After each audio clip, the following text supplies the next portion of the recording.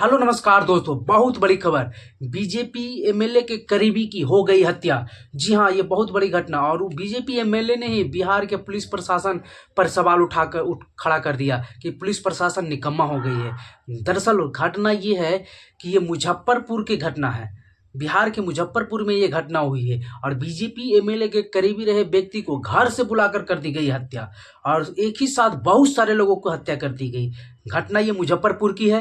तो चलिए इन सभी चीज़ों को हम विस्तार से जानते हैं कि कहाँ कब हुआ और किन लोगों को मारा गया और कौन है वो बीजेपी एमएलए। तो चलिए बातचीत करते हैं। दरअसल बात ये है कि बिहार में क्राइम को लेकर आरजेडी सवाल उठाते रहती है कि बिहार में जो है पुलिस प्रशासन का कंट्रोल हट गया है, डेली क्राइम बढ़ रही है। और इसी पर बीजेपी एमएलए ने भी, क्योंकि वो बीजेपी एमएलए जो थे वो उपचुनाव के प्रचार में गए हुए थे और उनके विधानसभा में ही उनके करीबी व्यक्ति के मुजफ्फरपुर में घर से बुलाकर हत्या कर दी गई है। मामला ये है मुजफ्फरपुर के, और मुजफ्फरपुर के पारू थाना क्षेत्र में 2 लोगों को घर से बुलाकर हत्या कर दी गई। साथ ही साथ साहेबगंज थाना क्षेत्र में जो बीजेपी एमएलए हैं उनके करीबी को घर बुलाकर हत्या कर दी गई है।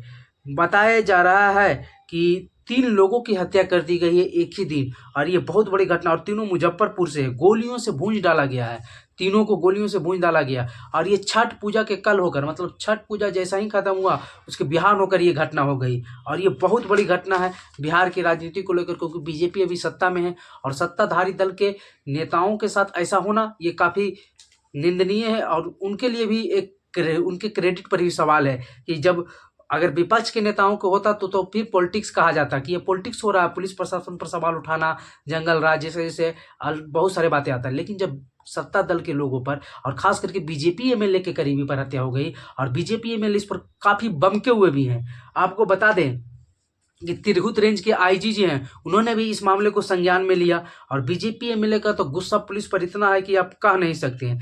जी हाँ, बीजेपी एमएलए जो है राजू सिंह के करीबी वहाँ के हरिहर भगत नाम के व्यक्ति, जो हरिहर भगत थे उनको, और बीजेपी एमएलए ने खुद एक्सेप्ट किया वो मेरे काफ़ी करीबी व्यक्ति थे, काफ़ी उनसे हमारी फ्रेंडली बातचीत थी, बहुत ही एकदम अच्छे व्यक्ति थे।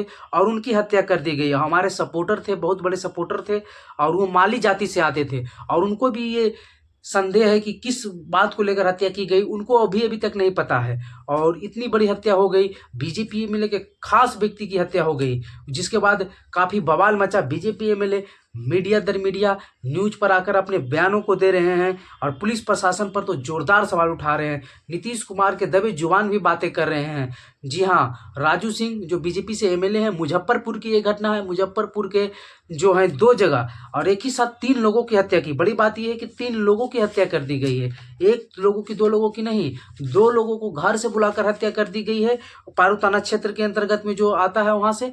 और एक जो बीजेपी के करीबी थे हरिहर भगत, उनको तो घर के गेट पर बैठे हुए थे, वहां जाकर गोलियों से भून दिया गया। और वो माली जाति से आते थे और साहेबगंज के थाना क्षेत्र के अंतर्गत ये घटना हुई है, जो मुजफ्फरपुर के अंतर्गत आता है। तो ये बहुत बड़ी बात है, क्योंकि छठ पूजा के जस्ट तुरंत बाद इतनी बड़ी घटना हो जाना, और वो भी सत्ताधारी दल के लोगों के साथ, तो ये बहुत बड़ी बात। और साथ ही साथ अभी उपचुनाव है, आज वोटिंग का भी समय खत्म हो जाएगा। कल वोटिंग का जो चुनाव प्रचार है उसका भी समय खत्म हो जाएगा और वोटिंग भी होना है। तो इससे वोटिंग पर भी क्या इफेक्ट पड़ेगा ये भी देखना है, क्योंकि बिहार में 4 विधानसभा में उपचुनाव है, बेलागंज, तरारी, रामगढ़ और इमामगंज।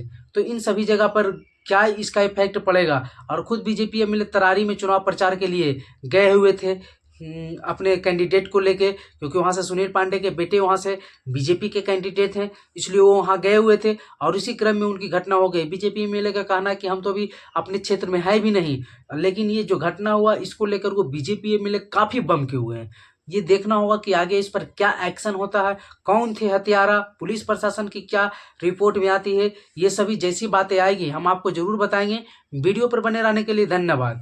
लाइक शेयर भी करते जाएं, क्योंकि हमने आज तक बोला नहीं है, लेकिन कृपया कर लाइक शेयर भी कर दें।